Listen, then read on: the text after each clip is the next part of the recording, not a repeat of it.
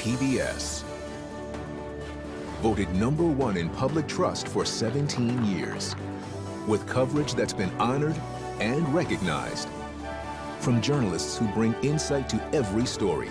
With reporting and analysis that's accurate, thoughtful, and in-depth. It's what's needed now more than ever.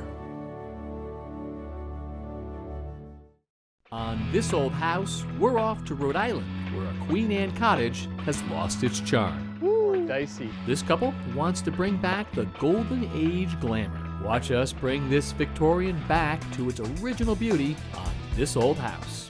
All new, tonight at 7 on Arizona PBS. This month in Passport, your on-demand library of the best of PBS. I've known the family for years. I never, ever dreamt it would end like this. Across the globe, islands are home to some of the most remarkable animals and extraordinary cultures on the planet. I'm Scott Yu. Come with me to uncover how a country boy became the most influential composer of all time. These and other shows are available with Passport. Become a member of this PBS station. Sign in and start streaming today. Explore new ideas and new worlds here on Arizona PBS, a community service of Arizona State University. In 1930, Germany was a democracy. Just 4 years later, Hitler and the Nazis were in control. Historians uncover how it happened and what could have been done to stop it. Rise of the Nazis. All new, Tuesday night at 8 on Arizona PBS. The crackdown on Chinese Muslims. The number of people that can be held is unprecedented. Frontline goes undercover to expose a next-generation surveillance state. China undercover. Tuesday night at 9 on Arizona PBS.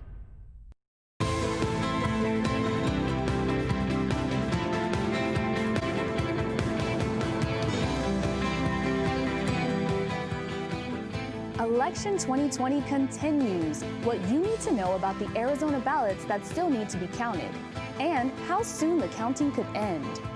Plus, protests ignite across the country, with some voters demanding the counting stop and others insisting it continues. We'll take a look at what's being planned here in Phoenix in the coming days. And later this half hour, we'll break down the crazy schedules working moms are dealing with during the coronavirus crisis. Cronkite News starts now. Good evening and welcome to Cronkite News on Arizona PBS. I'm Rosara Wordsworth. And I'm Tyler Mannion. Thank you for joining us. 2 days after Election Day in the U.S., and votes are still being counted in several states, including Arizona. As of right now, the Biden campaign is ahead in the race to 270 electoral votes. Back in 2016, Arizona voted red. But in this presidential election, our state appears to be leaning blue. And that sparks several planned protests in Phoenix over the next few days as Trump supporters demand all votes be counted in Maricopa County. Republican Minority Leader Kevin McCarthy agrees. He believes President Trump will win the election after looking at data in several states. Take a listen. Talk to the president feels good. I think when you look at a lot of these, one thing I will say last night, I have no statistical data of others. I think a lot of the networks probably called Arizona too soon when I'm looking at what the data that's coming back. I would put Arizona back in the column of undecided right now. I think he looks very good in Pennsylvania. Michigan, I think we can watch, is going to come very close, but I think the president has an opportunity to win that. I think at the end of the day, the president will be elected for 4 more years. Meanwhile, Democrats remain confident that the Biden will flip the historically red state blue once counting concludes. As of this morning, Biden led Trump by around 68,000 votes in Arizona. That's down from around 92,000 votes reported Wednesday. Cronkite News politics reporter Alex Gall took a look at how many votes are left to be counted in our battleground state and when that count will finish. 68,000 votes. That's the gap right now between challenger Joe Biden and President Donald Trump in Arizona. It's 2 days after the election, but a definite winner in the state is still uncertain. It is normal that we are still counting ballots right now. We want to make sure that every vote is counted, and that's what we're focused on right now. Joe Biden has maintained a mostly steady lead as returns have come in over the last 2 days. But the gap has slowly been shrinking as more ballots cast in person on Election Day are being added to the totals. While Fox News and the Associated Press have called the race in favor of Joe Biden, there is still not a consensus amongst all of the networks. In this moment, there is that outlier of someone who's called it early. And traditionally, when one network calls it, you'll see other networks will kind of fall in line. But that hasn't happened so much this time around. Tammy Patrick used to work in the Maricopa County Elections Department and says that while Maricopa will count all of its ballots, the race will likely be called before they are finished. No matter when the race is called, there will still be lots of ballots to be counted. Maricopa County has released 2 batches of voting returns in the last 24 hours, both of which favored Donald Trump. Between the two, Trump gained just under 25,000 votes on Biden to bring his deficit statewide down under 70,000 votes. The exact number of outstanding ballots in the state is still uncertain, although a large portion of them are expected to come from Maricopa County. And that's good news for President Donald Trump, as returns there continue to show him gaining on Joe Biden. Traditionally, there have been, tens of thousands of ballots that were still being processed, in the weeks following the election. So it really comes down to a question of when is the media comfortable projecting who the winner might be. Maricopa County is expected to release its newest batch of votes tonight at about 7 p.m., and results from other counties will trickle in as well. In Phoenix, Alex Gull, Cronkite News. USA! USA! USA! USA! This was the scene last night as a crowd of protesters gathered outside the counting center in Maricopa County. Some of them were armed. It was one of several demonstrations across the country. Another one took place this morning in front of Phoenix City Hall, where people were calling for every vote to be counted. Stop the cheat! Biden got beat! Stop the cheat! Biden got beat! We need to make sure we're taking our country back. And the only way to take our country back is with the silent majority that has started to come out into the vocal majority. A group of about 75 Trump supporters made sure their voices were heard outside Phoenix City Hall today. Are we accepting of all people? Yes! Are the Democrats racist? Yes! When they don't get their way, what do they call Trump supporters? Racist! A coordinator of the event, Jed Smith, has one thing on his mind. So we want every vote to be counted, but we want to make sure that every vote is legally counted. And so in terms of that, for like Arizona, we've seen the rise of the Sharpie issue, and things where some votes are being discounted. The message is clear. Protect our vote! Protect our vote! And so is the support. People came out from different demographics and ages, including 14-year-old Anthony Gallegos. Trump's gonna win. Trump has won. It's just that Biden and his crooked ways. Although the Wells Fargo building down the block had boarded up, supporters stated that the group was peaceful, and most Trump supporter-led protests would remain so unless First Amendment rights were brought into question. People I spoke to said that if those rights were challenged, quote, "I think that's going to be a problem."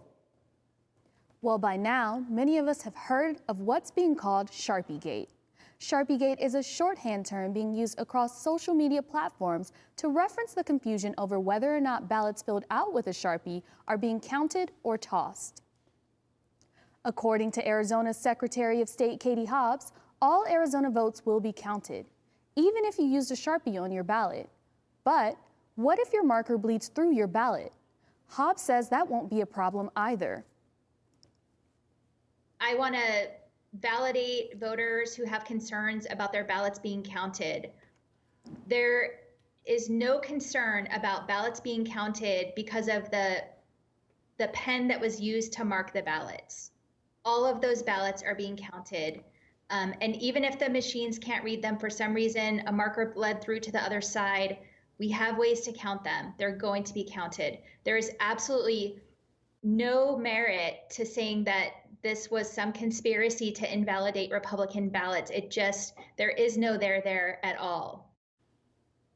Hobbs says not only are there observers in the room watching the process, but there's cameras and anyone can go to Maricopa County Elections website and watch the tabulations as it happens. She also says it's normal that they are still counting ballots. With many ballots still left to be counted and races not officially called in Arizona, it's important to note that this newscast was taped earlier in the afternoon. At the time of our taping, the results we were reporting here were up to date. However, in a still fluid election season, results may change. To track the very latest on election 2020 results, just go to our website, cronkitenews.azpbs.org. There's a little white structure staring at the White House. Activist William Thomas started a vigil in June of 1981 protesting nuclear war. Since then, the protest hasn't faltered and is regarded as the longest-running anti-war protest in U.S. history. Cronkite News reporter Tina Giuliano visits the long-standing vigil and meets the people who have kept it going. For the past 39 years, as presidents have come and gone, a tent-like structure dressed in messages from generations of protesters has remained. Protesters occupy the structure, staring directly at the White House across the street, until this year. The Peace Vigil protesters were forced to move when police fenced off the park at the height of this summer's Black Lives Matter protests. For the history of the time that I was coming, during previous presidents, it's never been closed out. The activists now have to continue the protest by sitting outside the fence, away from the safety of the vigil. It has been pretty traumatic. If you're in the vigil, you have shelter. When they close the park, you get stuck outside in the rain, the cold. I can't even imagine what it looks like when it snows. Park police say the vigil must be constantly maintained or it will be shut down. So every day, a dedicated band of about 4 activists like Malacu Bello hold down the fort, literally. Since there always needs to be a person manning the vigil, protesters take shifts, pulling up a seat and sitting for as long as they can. I've done 96 straight hours, 72 straight hours straight. Blizzards, hurricanes, yeah. We survived coronavirus so far. The 24/7 peaceful protest is often interrupted by anger. We believe in their right to freedom of speech. They come here and they yell at us all the time. You know, we just yell back. But mostly it's peaceful. We asked them to take a video of how it looks at night. Most nights they say they just play music and relax. Some tourists are grateful for the group's dedication. I really wanted to see the culture firsthand and especially what's going on now in the country, to just be here, almost really ground zero. It just makes you take a step back, you know. It's powerful. Malacu Bello hopes the passion and commitment that has kept the vigil alive all these years continues. So the future of the vigil, I don't want to say it's in jeopardy. I want a good young activist. In Washington, Tina Giuliano, Cronkite News. Coming up on Cronkite News, as the country struggles to combat COVID-19, Arizona is also seeing an increase in cases and deaths. We'll have the latest after the break. Plus, how a Phoenix pilot program to cool pavement could affect the urban heat island. Next. This month in Passport, your on-demand library of the best of PBS. Everyone has secrets. Are you protecting someone? I have no choice. You do have a choice. You're looking at him. That's amazing. We could be standing on top of a T-Rex right now. Women demanded new space and pushed the boundaries of what being a lady means. These and other shows are available with Passport. Become a member of this PBS station. Sign in and start streaming today. What I really like about whether we're talking Horizon or PBS NewsHour is the fact it's not just one voice. We typically will get several voices talking, different viewpoints. So you're getting a good analysis of what's going on. We need good reporting, and that's what I depend on with PBS. For more information about including Arizona PBS in your future plans, visit azpbs.org/giving. Here we go. Lights up. Whoa. As artists, we conduct our educations in public. You can never know whether it's going to be a success. One just has to risk it. It's you and the work and the place. It's a very particular relationship. Here's our lens. Tell us what you think. Friday night at 9 on Arizona PBS. Hey, I'm Rick Steves. You know, I don't go anywhere without my passport. And now, thanks to PBS Passport, you can travel with me and watch all 10 seasons of Rick Steves Europe and all my travel specials. This exclusive streaming service is just for our members. Not only can you see all my shows, but you can see thousands of hours of your favorite public television shows. Become a member today and get your passport. This morning, Arizona officials reported 2,135 new coronavirus cases and 28 additional deaths. It was the first daily report of more than 2,000 cases since August 1st. Today was also the first time the U.S. reached 6 figures, the highest amount of coronavirus infections the country has seen in a single day since the outbreak. This is an absolute killer, and we have got to stay on our toes. We've got to wear a mask. I mean, how big a deal is this when it really, really gets right down to it? The head of the Centers for Disease Control and Prevention tweeted, quote, "This is the time to develop a testing strategy to maximize our ability to identify the silent epidemic of asymptomatic COVID-19 infections." But some health experts say it's too late. Right now, the City of Phoenix and ASU are teaming up on a cool pavement pilot program. Melissa Zaremba explains how this could help combat our urban heat island.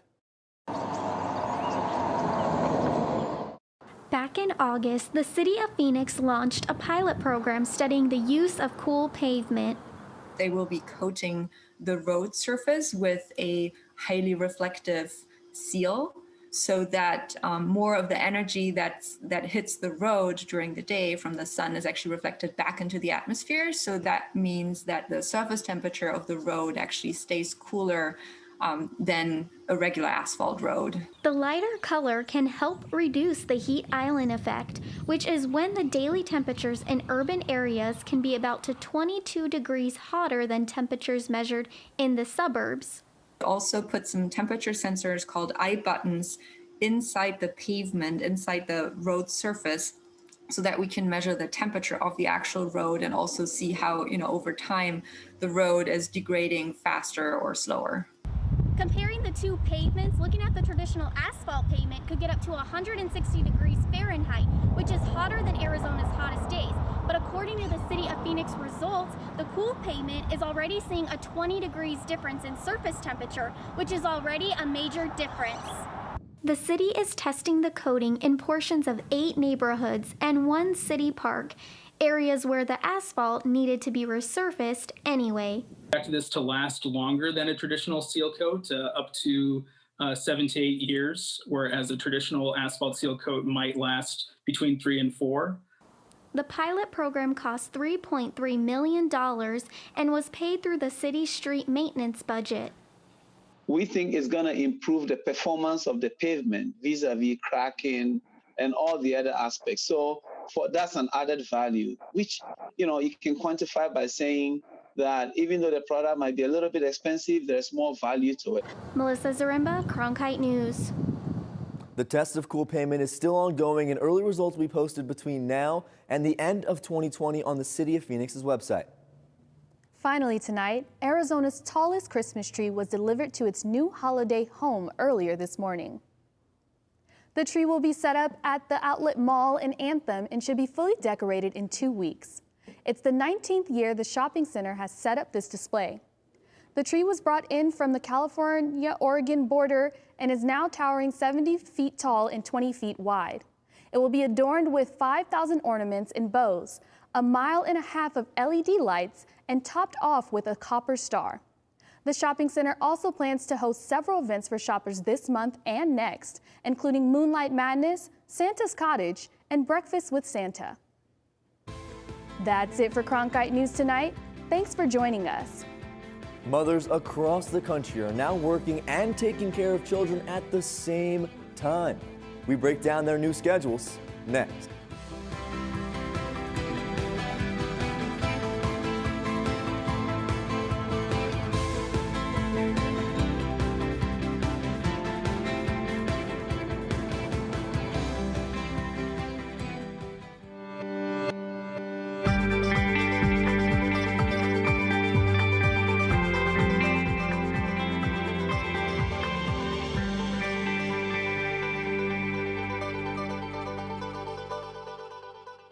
Hello, Nancy, and thank you for joining today to break it down.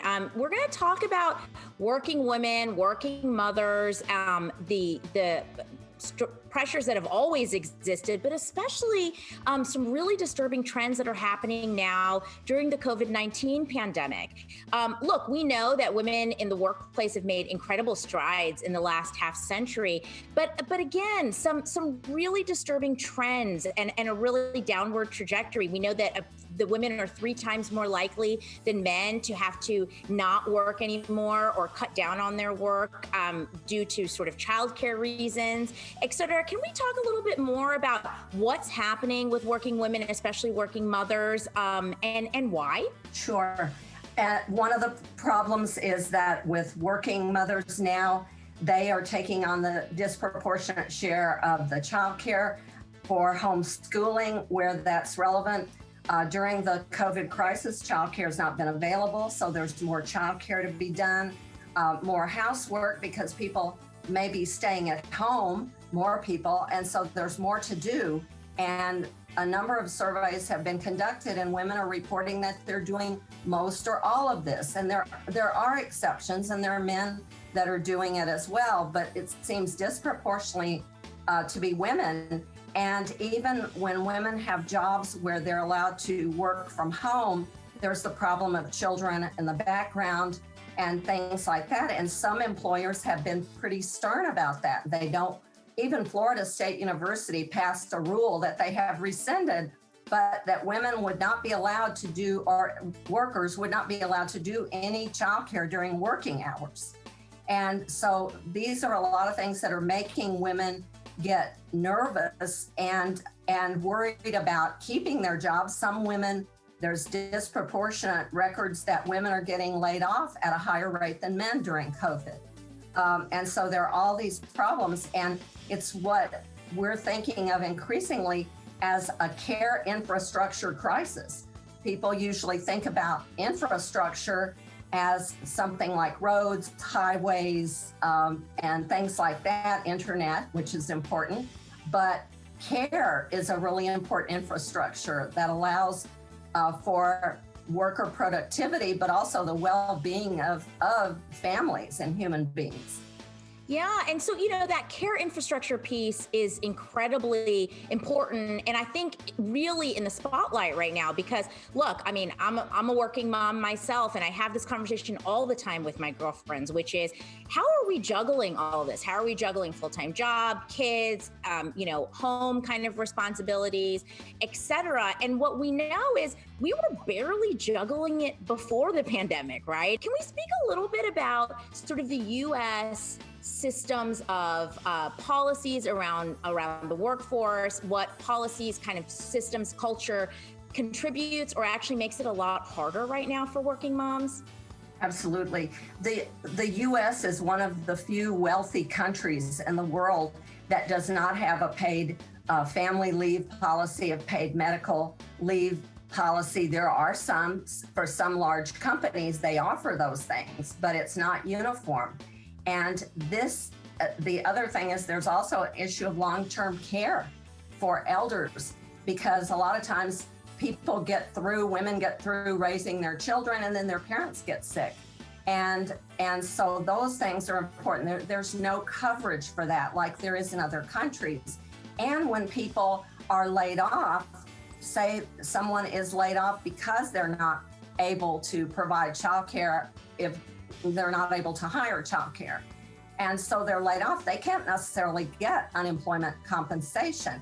And so that can put families in economic crises, and not even to say if you have a single wage earner household, you're in a real crisis. And so the U.S. is one of the countries that does not have those policies. And what that means in times of COVID, people aren't able to recover and bounce back as well.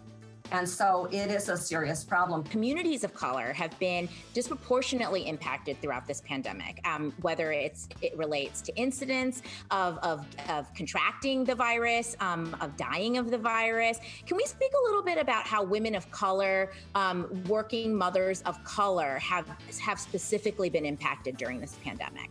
Absolutely. Part of the problem is that working women of color have disproportionately lower income jobs, and they are heavily concentrated in the care sector.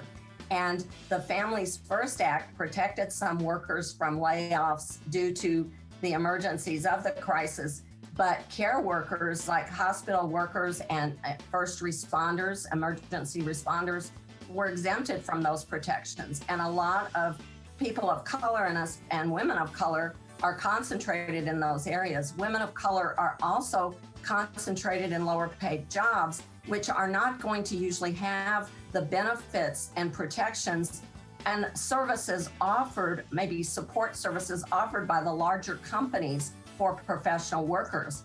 It's going to be harder for them to have flexibility in shifts and flexibility if their children, they can't find daycare and things like that. And daycare, of course, has been very scarce during COVID. And a lot of small businesses that are daycare businesses are run by women of color. About half of them are. And those businesses are on the verge of bankruptcy with this. And also, women of color are often the definite minority in their work position. If you're thinking of some jobs in some spheres. And so they're watched, just as women generally are watched, but women of color are watched for their performance because they're viewed as suspect all the time. Can they really do this? Will they perform? And so they know this, and then this exacerbates the pressure. So this has been such an incredible conversation. And by the way, I could spend the rest of the week talking to you about this, but we're out of time. Thank you so much, Nancy, for breaking it down. And hopefully we're at a really important turning point in our country, and especially for working women and working mothers in this nation. So thank you so much. Thank you, Swapna.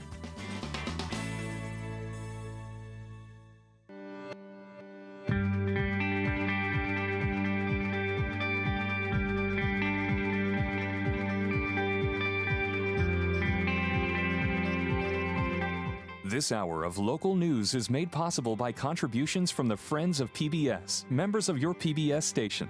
Thank you.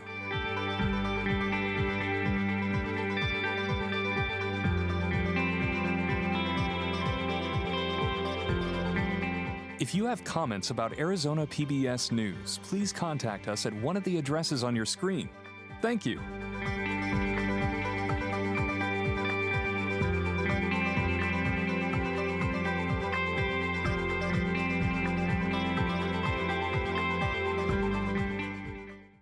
There's never been a more important time to make sure facts and the truth are driving conversation. Washington Week is an island of civil discourse in a chaotic media environment. On Friday nights, we gather the best reporters in the nation to unpack what's really happening and have a conversation that's not about point of view, but about informing the American people. Washington Week. All new, Friday night at 7 on Arizona PBS. I'm Alberto Rios. Join me on the next Art in the 48. Together, we'll explore the arts right here in Arizona with the people who are creating art and sharing it too. So look around your community. Art is everywhere. Art in the 48, tonight at 7:30, only on Arizona PBS. Washington Week is an island of civil discourse in a chaotic media environment. On Friday nights, we gather the best reporters in the nation and have a conversation that's about informing the American people. Washington Week. All new, Friday night at 7 on Arizona PBS. Arizona PBS programming is brought to you in part by the underwriting support of local businesses. Arizona PBS has marketing opportunities to connect your business with our diverse and highly targeted audiences that enjoy the quality programs that are on Arizona PBS. To learn more about how you can support Arizona PBS and grow your business,